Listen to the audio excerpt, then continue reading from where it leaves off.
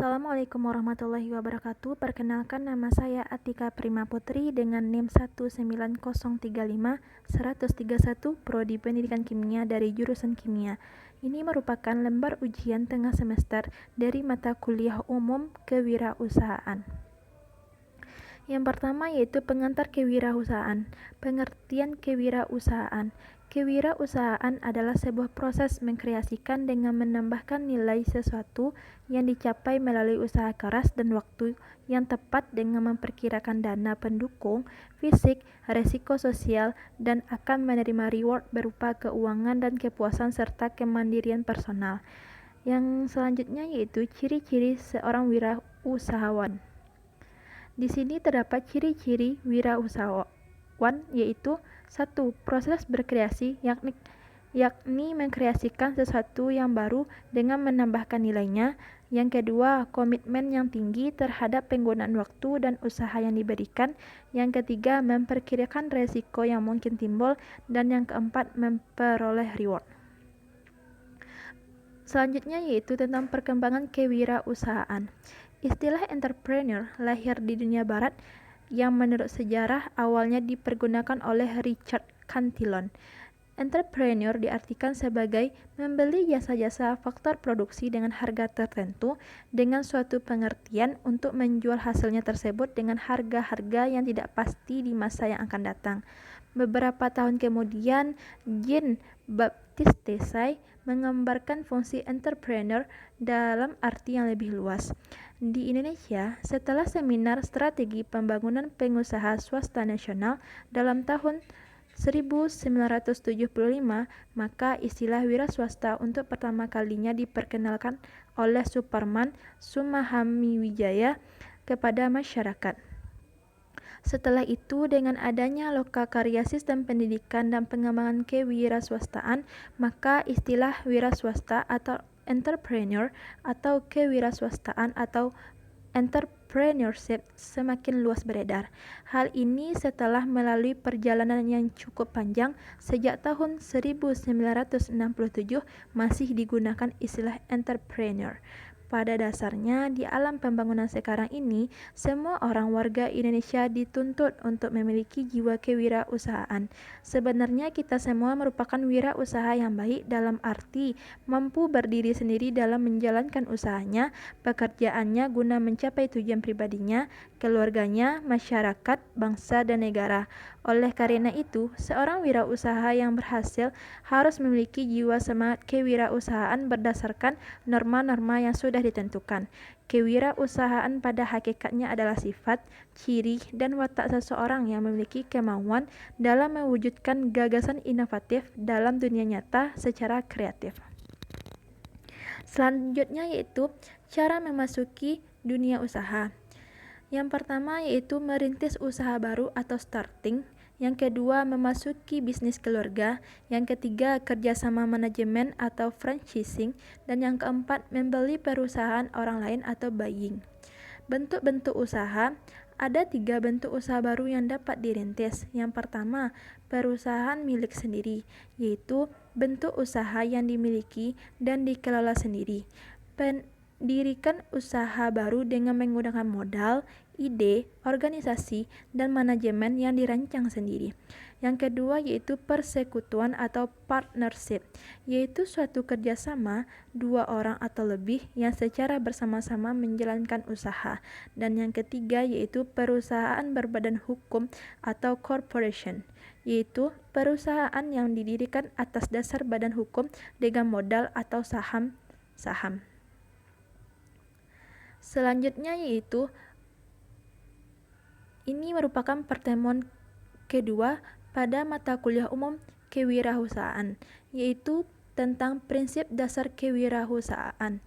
Indikator pencapaian kompetensi adalah yang pertama, memahami tentang arti kewirausahaan, yang kedua, menjelaskan tentang karakter seorang wirausaha, yang ketiga menjelaskan tentang tipe-tipe wirausaha, dan yang keempat menumbuhkan keinginan untuk berwirausaha.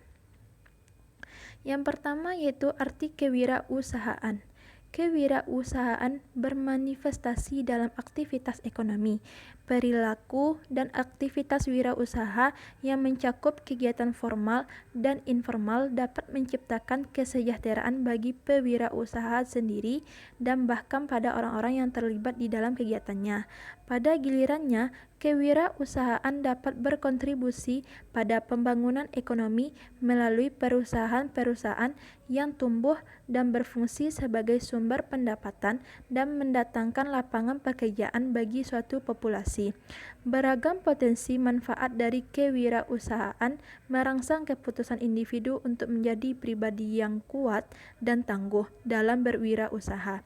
Untuk itu, pendidikan dan pelatihan kewirausahaan adalah program yang patut didukung oleh segala pihak agar dapat memberikan outcomes aktivitas wirausaha di berbagai jenis dan tingkat pendidikan masyarakat, khususnya di perguruan tinggi. Selanjutnya yaitu tentang definisi wirausaha. Etimologi kata wirausaha berasal dari kata wira dan usaha. Wira berarti pejuang, pahlawan, manusia unggul, teladan, berbudi luhur, gagah berani, dan berwatak agung.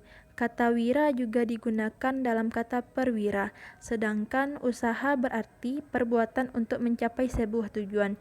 Jadi, secara etimologis atau harfiah, wirausaha adalah pejuang atau pahlawan yang melakukan perbuatan untuk mencapai sebuah tujuan. Selanjutnya yaitu berdasarkan pandangan ahli di atas dapat disimpulkan bahwa kewirausahaan atau entrepreneurship adalah suatu ciri dan watak seseorang yang memiliki kemampuan mewujudkan gagasan kreatif dan inovatif yang dijadikan dasar dalam menghadapi tantangan hidup. Wirausaha adalah seorang inovator yang mampu memanfaatkan dan mengubah kesempatan menjadi ide yang dapat dijual dan dipasarkan, memberikan nilai lebih dengan memanfaatkan upaya, waktu, biaya, atau kecakapan dengan tujuan mendapat keuntungan dengan ide dan gagasan yang memiliki nilai keunggulan.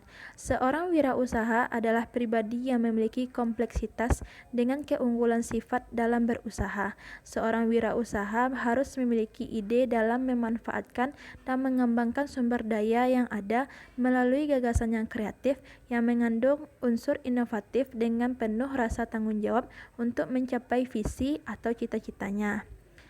Selanjutnya yaitu perbedaan antara pengusaha dengan wirausaha terletak kepada karakteristik yang dimiliki.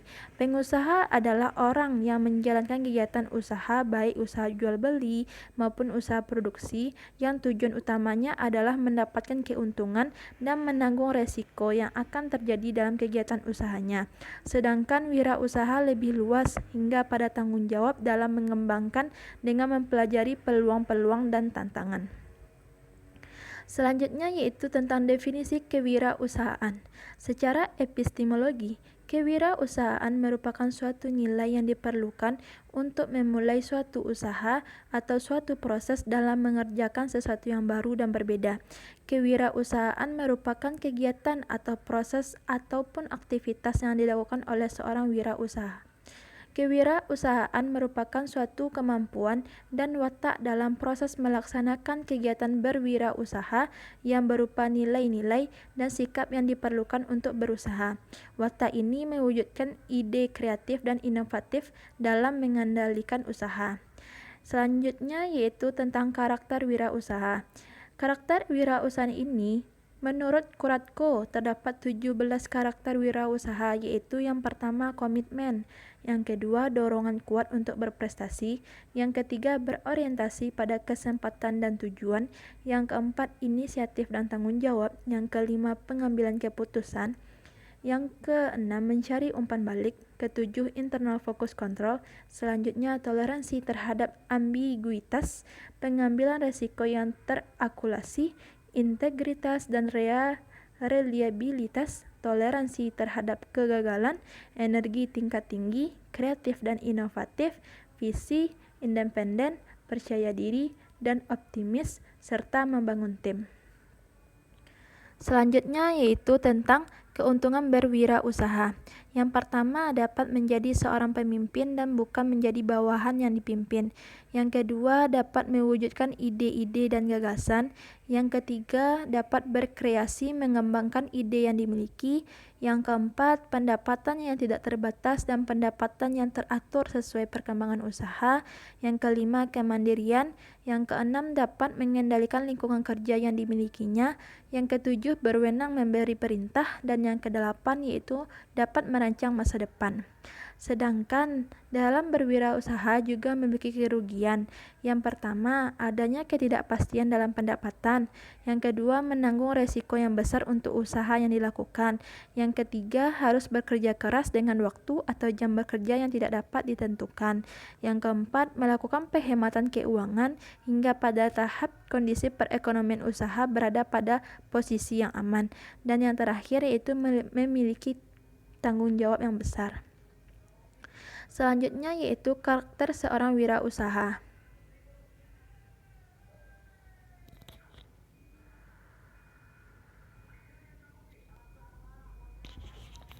Karakter seorang wirausaha. Yang pertama, pembentukan karakter wirausaha melalui model pola asuh. Meski pada dasarnya karakter terkait dengan watak, perilaku, tabiat seseorang, namun lingkungan adalah pendorong atau pembentuk dari karakter seseorang, termasuk pembentuk karakter wirausaha. Karakter wirausaha yang baik akan membentuk ke arah positif dalam perkembangan usaha. Selanjutnya, pembentukan karakter wirausaha melalui pendidikan kewirausahaan. Yang ketiga, niat berwirausaha, motivasi berwirausaha, dan yang terakhir yaitu mindset berwirausaha.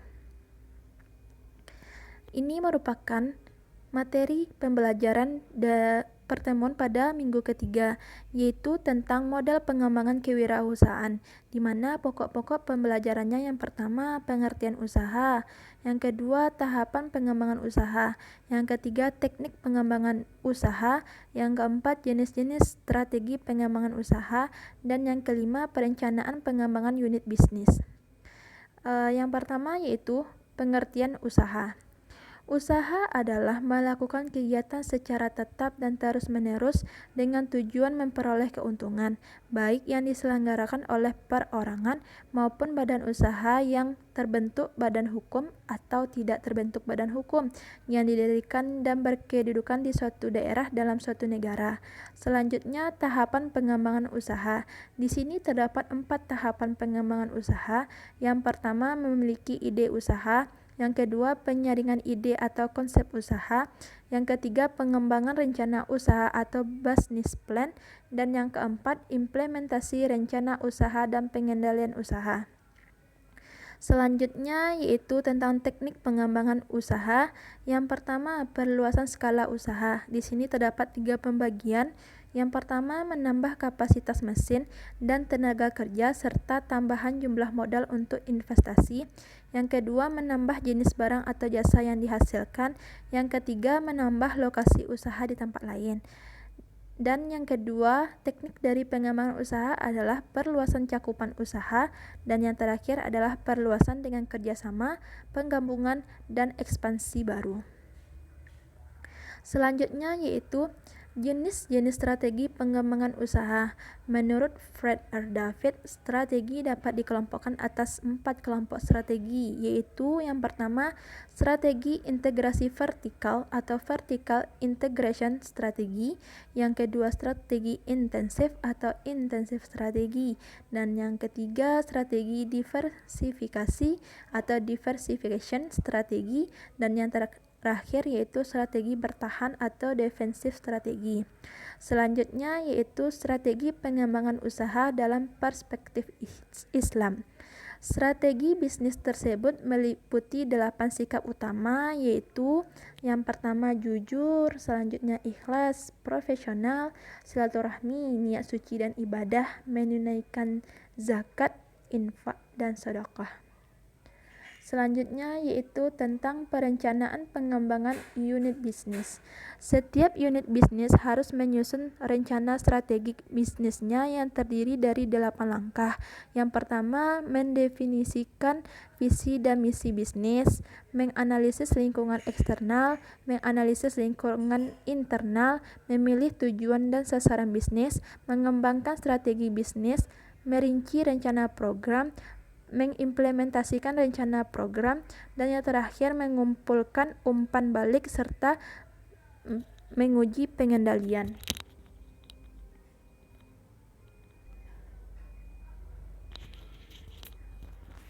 Oke, selanjutnya yaitu tentang strategi kewirausahaan. Ini merupakan materi pembelajaran atau materi mata kuliah umum kewirausahaan minggu keempat, di mana memiliki pokok-pokok pembelajaran. Yang pertama, strategi kewirausahaan. Yang kedua, pentingnya strategi dalam kewirausahaan. Yang ketiga, strategi pengelolaan usaha. Yang keempat, teknik dan strategi pemasaran dalam kewirausahaan. Serta yang kelima, strategi bersaing dalam kewirausahaan. Yang pertama yaitu strategi kewirausahaan. Entrepreneurial strategi merupakan strategi yang di dalamnya terdapat serangkaian keputusan yang merupakan hal penting dari tindak nyata sebuah entrepreneurship adalah adanya hal-hal yang baru atau disebut dengan new entry. Yang selanjutnya yaitu pentingnya strategi kewirausahaan. Strategi adalah bagaimana menggerakkan pasukan ke posisi paling menguntungkan sebelum pertempuran aktual dengan musuh. Menurut John N. Glauch, strategi merupakan arus keputusan dan tindakan yang mengarah kepada perkembangan suatu strategi yang efektif untuk membantu mencapai sasaran perusahaan. Strategi ialah rencana yang disatukan. Strategi mengikat semua bagian perusahaan menjadi satu. Strategi itu menyeluruh. Strategi meliputi semua aspek penting perusahaan. Strategi itu terpadu, semua bagian rencana serasi satu sama lain dan bersesuaian. Strategi adalah sebagai suatu proses penentuan rencana para pemimpin puncak yang berfokus pada tujuan jangka panjang organisasi, disertai penyusunan suatu cara atau upaya bagaimana agar tujuan tersebut dapat dicapai. Selanjutnya yaitu strategi pengelolaan usaha. Manajemen usaha atau business management adalah proses perencanaan, pengorganisasian, memimpin, staf, dan mengendalikan kegiatan berbagai sumber daya dalam organisasi melalui usaha manusia sistemik, terkoordinasi, dan kooperatif untuk mencapai tujuan organisasi. Strategi pengelolaan usaha yang pertama yaitu berada pertama di pasar dengan produk atau jasa baru. Yang kedua, posisikan produk dan jasa baru tersebut pada relung pasar atau niche market yang tidak terlayani. Yang ketiga, fokuskan barang dan jasa pada relung yang kecil tetapi bisa bertahan. Keempat, mengubah karakteristik produk, pasar atau industri. Yang kelima, pertahanan bersaing. Yang keenam, mencoba untuk produk yang menjadi andalan utama yang baru dan tidak berkonsentrasi pada perbaikan keberhasilan produk yang sudah ada. Serta yang terakhir adalah mengambil langkah positif dan proaktif untuk menguasai manajer kunci ahli teknik profesional yang selalu diikutsertakan dalam pembentukan keberhasilan perusahaan. Selanjutnya yaitu teknik dan strategi pemasaran dalam kewirausahaan. Yang pertama yaitu strategi pemasaran dalam kewirausahaan. 1. Strategi tingkat korporat. 2. Strategi tingkat unit usaha atau bisnis. Dan yang ketiga, strategi tingkat fungsional. Selanjutnya yaitu teknik pemasaran dalam kewirausahaan. Teknik pengembangan usaha. Yang pertama, pengembangan skala ekonomis merupakan dengan menambah skala produksi, tenaga kerja, teknologi, sistem distribusi dan tempat usaha. Yang kedua, perluasan cakupan usaha, yaitu dengan menambah jenis usaha baru, produk, dan jasa baru yang sekarang diproduksi atau diversifikasi, serta teknologi yang berbeda. Selanjutnya yaitu strategi bersaing dalam kewirausahaan. Yang pertama, perubahan produk, barang, dan jasa. Yang kedua, strategi menyangkut penetrasi pasar, ekspansi pasar, diversifikasi produk dan jasa, integrasi regional atau ekspansi usaha. Selanjutnya, kemampuan untuk memperoleh modal investasi, analisa sumber daya manusia, analisa pesaing untuk memantapkan strategi bersaing, kemampuan menopang keunggulan strategi perusahaan dan modifikasi strategi, penentuan harga barang atau jasa untuk jangka pendek dan jangka panjang, interaksi perusahaan dengan masyarakat luas, serta pengaruh pertumbuhan perusahaan yang cepat terhadap aliran kas.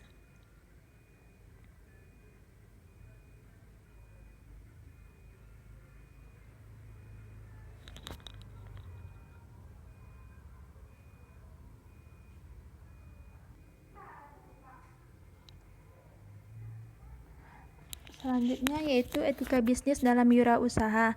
Ini merupakan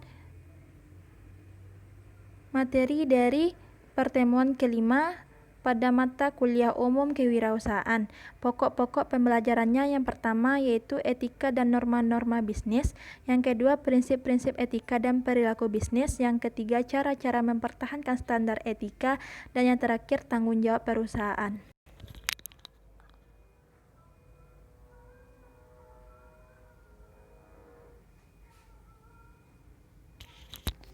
Yang pertama yaitu etika dan norma-norma bisnis.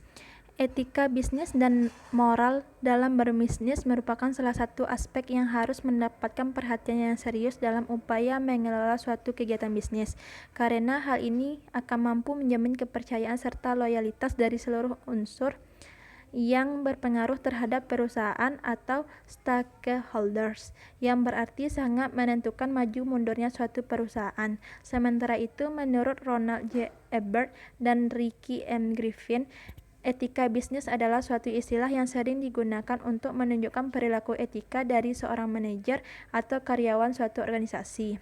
Selanjutnya yaitu selain etika dan perilaku, yang tidak kalah pentingnya dalam bisnis adalah norma etika.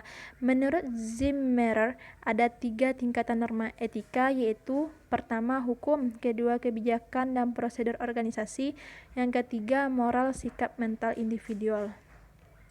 Selanjutnya yaitu prinsip-prinsip etika dan perilaku bisnis. Menurut pendapat Michael Josephson yang dikutip oleh Zimmerer, secara universal ada 10 prinsip etika yang mengarahkan perilaku. Yang pertama kejujuran atau honesty, yang kedua integritas atau integrity, yang ketiga memelihara janji atau promise keeping, keempat kesetiaan atau fidelity, yang kelima kewajaran atau keadilan fairness, suka membantu orang lain atau caring for others, hormat kepada orang lain respect for others, warga negara yang bertanggung jawab atau responsibility citizenship, mengajar keunggulan atau pursuit of excellence, dan yang terakhir dapat dipertanggungjawabkan atau accountability. Selanjutnya yaitu cara-cara mempertahankan standar etika. Yang pertama, ciptakan kepercayaan perusahaan. Yang kedua, kembangkan kode etik. Yang ketiga, jalankan kode etik secara adil dan konsisten. Yang keempat, lindungi hak perorangan. Yang kelima, adakan pelatihan etika. Yang keenam, lakukan audit etika secara periodik. Ketujuh, pertahankan standar yang tinggi tentang tingkah laku, jangan hanya aturan. Hindari contoh etika yang salah setiap saat. Ciptakan budaya yang menekankan komunikasi dua arah, serta libatkan karyawan dalam mempertahankan standar etika. Selanjutnya yaitu tentang tanggung jawab perusahaan. Menurut Zimmerer, ada beberapa macam pertanggungjawaban perusahaan. Yang pertama, tanggung jawab terhadap lingkungan. Yang kedua, tanggung jawab terhadap karyawan. Yang ketiga, tanggung jawab terhadap pelanggan. Keempat, tanggung jawab terhadap investor. Dan yang kelima, tanggung jawab kepada masyarakat. Selanjutnya yaitu etika bisnis dalam berwirausaha. Etika bisnis dalam wirausaha. Ini merupakan materi pembelajaran mata kuliah umum kewirausahaan pada minggu ke-6, di mana terdapat pokok-pokok pembelajarannya. 1. Konsep dan prinsip-prinsip wirausaha sosial. 2. Wirausaha sosial sebagai tanggung jawab dalam membangun ekonomi masyarakat. Yang pertama yaitu konsep dan prinsip wirausaha sosial. Kewirausahaan sosial adalah disiplin ilmu yang menggabungkan antara kecerdasan berbisnis, inovasi, dan tekad untuk maju ke depan. Wirausaha sosial melihat masalah sebagai peluang untuk membentuk sebuah model bisnis baru yang bermanfaat bagi pemberdayaan masyarakat sekitar. Wirausaha sosial merupakan aktivitas pemberdayaan potensi masyarakat menjadi aktivitas bernilai ekonomi. Selanjutnya yaitu prinsip-prinsip wirausaha sosial. Yang pertama, menjalankan bisnis sesuai etika, nilai, atau norma yang berlaku. Yang kedua, bertanggung jawab terhadap seluruh pemangku kepentingan. Yang ketiga, tata kelola pelaporan yang baik. Dan yang keempat, transparan atau keterbukaan dan kejelasan informasi. Selanjutnya yaitu wirausaha sosial sebagai tanggung jawab dalam membangun ekonomi masyarakat. Wirausaha sosial dapat digunakan untuk menggerakkan ekonomi pasif masyarakat menjadi ekonomi aktif dan kreatif. Dan selanjutnya pengembangan wirausaha sosial digerakkan oleh 3 kunci utama, yaitu yang pertama autentik, yang kedua boost, dan yang ketiga creativity. Selanjutnya, peran wirausaha dalam perekonomian suatu negara adalah yang pertama menciptakan lapangan kerja, yang kedua mengurangi pengangguran, yang ketiga meningkatkan pendapatan masyarakat, keempat mengombinasikan faktor-faktor produksi berupa alam, tenaga kerja, modal, dan keahlian, meningkatkan produktivitas nasional. Selanjutnya yaitu ini merupakan materi pada pertemuan ke-7 mata kuliah umum kewirausahaan, di mana judulnya yaitu kewirausahaan di era revolusi industri 4.0. Di sini yang pertama yaitu tantangan atau peluang atau faktor yang mempengaruhi terdapat 3. Pertama, globalisasi, yang kedua perkembangan teknologi, dan yang ketiga bonus demografi. Selanjutnya terdapat beberapa kebijakan. Yang pertama, pembangunan infrastruktur, yang kedua insentif fiskal, yang ketiga kebijakan perdagangan, yang keempat perbaikan iklim usaha, dan yang kelima bantuan sosial. Selanjutnya yaitu peningkatan kualitas SDM melalui vokasi, mereformasi lembaga pendidikan dan pelatihan vokasi, mengembangkan berbagai standar kompetensi, melakukan model kerjasama sarana dan prasarana dengan industri, membakukan mekanisme pemagangan, dan yang terakhir meningkatkan pendanaan dan koordinasi. Selanjutnya adalah kebijakan perdagangan. Yang pertama, pemilihan komoditas ekspor unggulan. Yang kedua, mengurangi biaya dan simplifikasi prosedural ekspor. Dan yang ketiga, diplomasi ekonomi dan peningkatan akses pasar. Selanjutnya yaitu terdapat 5 sektor utama yang akan dikembangkan di era revolusi industri